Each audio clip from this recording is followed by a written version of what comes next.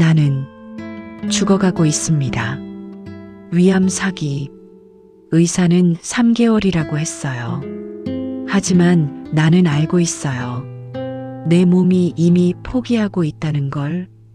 손끝이 차갑고 숨쉬기가 점점 힘들어져요. 70년을 살면서 단 한 번도 내 이름으로 살아본 적이 없었습니다. 나는 박시진 며느리였고 김모 씨의 아내였고 누군가의 엄마였어요. 하지만 나는 어디에도 없었습니다. 아들을 낳지 못했다는 이유로 매일 고개를 숙이고 매일 용서를 빌며 살았어요. 내가 태어나 죄를 지었나요? 내가 여자로 태어난 것이 잘못인가요? 죽기 전에 나는 진실을 말하고 싶습니다. 이것은 나의 마지막 증언입니다. 살아남은 자들을 위한 한 여자의 마지막 고백입니다. 1976년 3월 15일 22살의 나는 하얀 한복을 입고 결혼했습니다. 거울 속 내 모습을 보며 생각했어요. 이제 내 인생이 시작되는구나. 얼마나 순진했는지 모릅니다. 신혼집에 도착하자마자 시어머니가 말했습니다. 아들부터 낳아라. 우리 집은 대가 끊어질 위기야. 그때만 해도 사랑이 뭔지 몰랐어요. 남편도 나도 서로를 아는 시간이 필요했는데 아이부터 가져야 한다는 압박만 있었어요. 신혼 첫날 밤 남편이 말했습니다. 내년엔 아들을 안겨달라.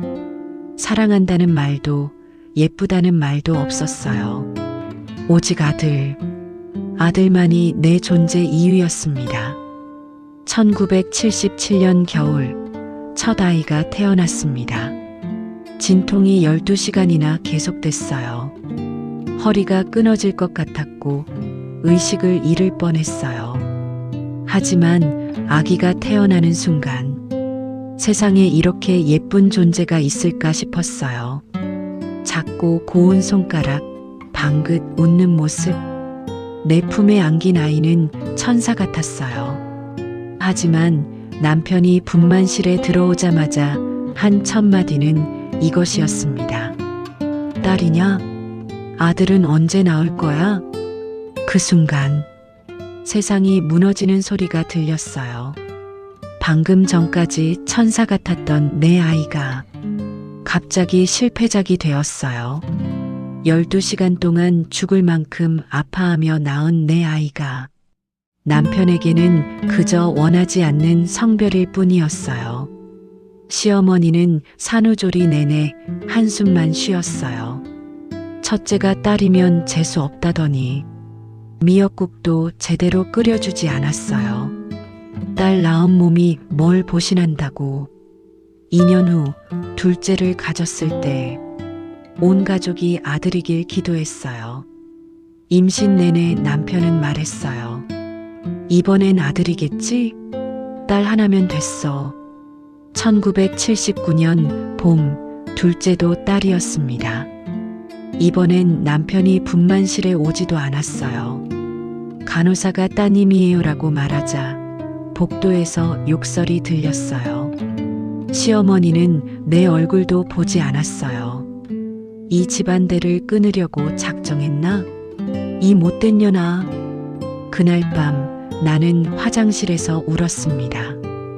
입을 막고 소리도 내지 못하고 핏덩이만 한 둘째를 가슴에 안고 울었어요.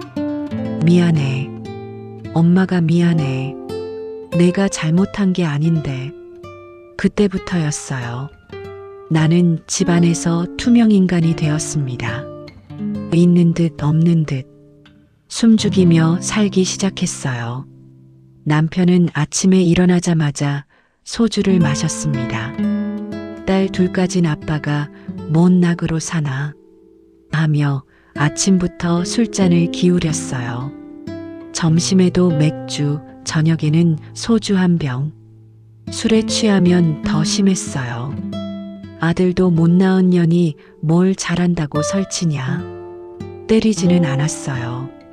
하지만 말의 폭력은 멍보다 더 깊게 상처를 남겼습니다. 밥 차려. 왜 이렇게 늦어? 집에서 뭘 한다고 이 모양이야. 담배를 하루에 2갑씩 피우던 남편. 집안은 늘 연기로 가득했어요. 큰딸이 기침을 하며 아빠 담배 냄새 싫어요라고 하면 남편은 화를 냈어요. 어린 것이 뭘 안다고 아빠한테 그래. 아이들이 기침을 해도 나는 아무 말 못했어요. 창문을 열어달라고도 못했어요. 무서웠거든요. 남편이 더 화낼까봐, 더 큰 소리 들을까봐. 발소리만 들려도 가슴이 뛰었습니다. 현관문이 열리는 소리만 들려도 온몸이 긴장됐어요. 오늘은 기분이 어떨까? 또 뭘 잘못했을까? 식사 시간이 가장 무서웠어요. 국이 짜면 이것도 제대로 못하냐? 싱거우면 맛도 모르는 년. 아이들도 눈치를 보기 시작했어요. 아빠가 집에 오면 조용히 방으로 들어가고 웃음소리도 작게 냈어요. 그렇게 20년을 살았습니다. 공포와 함께, 절망과 함께. 셋째를 가지려고 노력했지만 더 이상 아이가 생기지 않았어요. 병원에 갔더니 의사가 말했어요. 스트레스로 인한 불임일 가능성이 높습니다. 그 말을 남편에게 했더니 결국 너 때문이네. 아들 낳기 싫어서 일부러 그러는 거지. 세월이 흘러 내 딸들이 자랐습니다. 큰딸은 공부를 잘했어요. 늘 1등을 했죠. 하지만 남편은 관심이 없었어요. 딸이 아무리 공부 잘해봐야 시집이나 잘 가면 되지. 작은 딸은 그림을 잘 그렸어요. 상도 여러 번 받았죠. 하지만 역시 쓸데없는 짓 하지 말고 시집갈 준비나 해. 딸들이 성인이 되어 결혼할 때 나는 마음 한편이 불안했어요. 우리 딸들은 행복할까? 나처럼 살지 않을까? 큰딸은 좋은 사람을 만났어요. 사위는 착하고 딸을 아껴줬죠. 하지만 둘째 딸, 그 아이가 시집간 집은 달랐어요. 결혼 1년 만에 찾아온 둘째 딸의 모습을 지금도 잊을 수가 없어요. 야위어 있었고 눈에 그늘이 져 있었어요. 엄마, 시댁에서 아들을 빨리 낳으라고 해요. 딸을 낳으면 어쩌죠? 그 순간 나는 30년 전 내 모습을 보았어요. 똑같이 불안해하고 똑같이 두려워하는. 괜찮다. 딸이어도 괜찮다. 위로했지만 내 목소리는 떨리고 있었어요. 2년 후 둘째 딸이 아들을 낳았습니다. 그제야 시댁에서 웃는 얼굴을 보여줬대요. 역시 우리 며느리야. 하지만 나는 알았어요. 만약 딸이었다면 우리 아이는 나처럼 고통받았을 거라는 걸. 그날 밤 나는 깨달았습니다. 이것이 대물림이구나. 어머니에서 딸로, 시어머니에서 며느리로. 이 슬픔이 영원히 반복되는구나. 내가 아들을 낳았어도 결국 마찬가지였을 거예요. 내 아들도 아버지를 닮아 며느리를 괴롭혔을 테고 내 며느리도 나처럼 살았을 거예요. 그러던 어느 날 큰딸이 아이 둘을 데리고 왔어요. 5살, 7살. 두 아이 모두 딸이었어요. 할머니, 할머니. 그 아이들이 내게 달려올 때 세상이 환해지는 것 같았어요. 할머니, 오늘 유치원에서 그림 그렸어요. 작은 손녀가 종이를 펼쳐 보였어요. 알록달록한 크레용으로 그린 그림.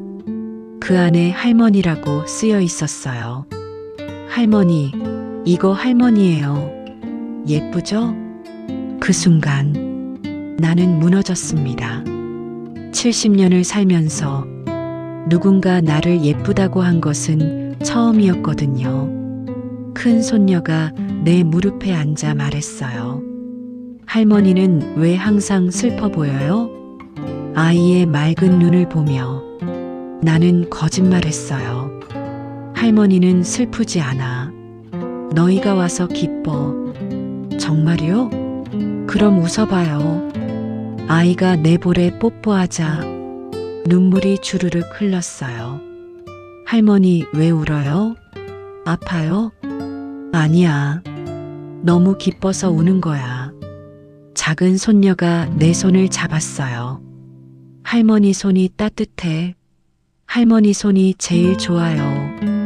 그때 깨달았어요. 이 아이들이 뭐가 부족하다는 거지?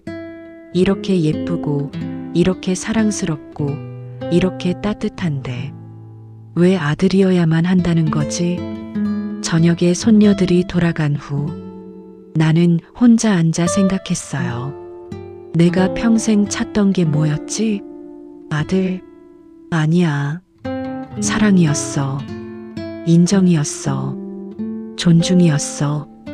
그 작은 아이들에게서 내가 받은 사랑과 인정은 그 어떤 아들이 주었을 사랑보다 크고 따뜻했어요. 아들, 딸이 중요한 게 아니었어요. 사랑이 중요했어요. 2023년 가을 건강검진에서 위암 진단을 받았습니다. 이미 다른 곳으로 전이된 상태, 수술도 어렵다고 했어요. 남편은 말했어요. 이것도 스트레스 때문이겠지. 딸들 걱정하다가 그때까지도 내 병을 딸들 탓으로 돌리는 남편을 보며 허탈했어요. 딸들이 울면서 말했어요. 엄마, 꼭 나으셔야 해요. 우리가 엄마를 더 행복하게 해드릴게요. 그때서야 알았어요. 내 곁에 있어준 사람들은 딸들이었구나. 남편이 술 마시고 늦게 들어올 때 걱정해준 사람, 내가 아플 때 병원에 데려다 준 사람, 내 생일을 챙겨준 사람, 모두 딸들이었어요. 손녀들도 자주 와서 그림을 그려줬어요. 할머니 빨리 나아요라고 쓴 편지도 줬고요. 어느 날 작은 손녀가 물었어요. 할머니, 왜 할아버지는 우리를 별로 안 좋아해요? 우리가 남자애가 아니라서요? 그 순간 나는 결심했어요. 이 아이들만큼은 내가 받은 상처를 물려주지 않겠다고. 아니야. 할머니는 너희가 여자애라서 더 좋아. 여자는 특별해. 따뜻하고 다정하고 사랑을 잘 표현하잖아. 정말이요? 정말이야. 할머니는 너희가 자랑스러워. 이제 정말 시간이 얼마 남지 않았어요. 몸이 점점 말을 듣지 않고 숨쉬기도 힘들어요. 하지만 죽기 전에 꼭 전하고 싶은 말이 있어요. 내 딸들아, 너희는 잘못이 없었다. 딸로 태어난 것이 죄가 아니야. 너희가 나에게 준 기쁨과 사랑을 그 어떤 아들도 대신할 수 없단다. 너희가 있어서 내 인생이 의미가 있었어. 너희의 웃음소리, 너희의 따뜻한 손길, 그것들이 내 삶의 전부였어. 그리고 내 사위들아, 특히 둘째 사위, 아들만이 대를 잇는다고 생각하지 마라. 사랑으로 키운 딸도 그 사랑을 이어간다. 며느리를 괴롭히지 마라. 그 아이도 누군가의 소중한 딸이야. 내 손녀들아, 할머니가 가장 사랑하는 아이들아, 너희는 절대로 고개 숙이며 살지 마라. 너희는 소중하다. 너희는 완전하다. 너희가 여자라서 더욱 아름답다. 할머니는 평생 남들 눈치 보며 살았지만 너희는 당당하게 살아라. 너희 꿈을 펼쳐라. 사랑받을 자격이 있다는 걸 잊지 마라. 그리고 아직 태어나지 않은 모든 딸들에게 이 세상은 너희를 기다리고 있단다. 너희의 목소리가 필요해. 너희의 사랑이 필요해. 나는 곧 떠날 겁니다. 하지만 후회하지 않아요. 70년을 살면서 마지막에야 깨달았어요. 내가 얼마나 소중한 사람이었는지, 내 딸들이 얼마나 자랑스러운 존재인지. 내 이야기를 누군가 들어주셨나요? 나와 같은 아픔을 가진 누군가에게 이 이야기가 작은 위로가 되었으면 좋겠어요. 세상의 모든 딸들에게, 세상의 모든 어머니들에게 이것만은 꼭 기억해 주세요. 당신은 소중합니다. 당신은 완전합니다. 당신은 사랑받을 자격이 있습니다. 나는 이제 평안히 갑니다. 내 손녀들의 웃음소리를 마음에 담고, 내 딸들의 사랑을 가슴에 안고, 내가 받지 못한 사랑을 다음 세대는 받을 수 있기를, 내가 흘린 눈물을 다음 세대는 흘리지 않기를. 이것이 한 여자의 마지막 소원입니다. 모든 여성에게 바치는 나의 마지막 이야기입니다.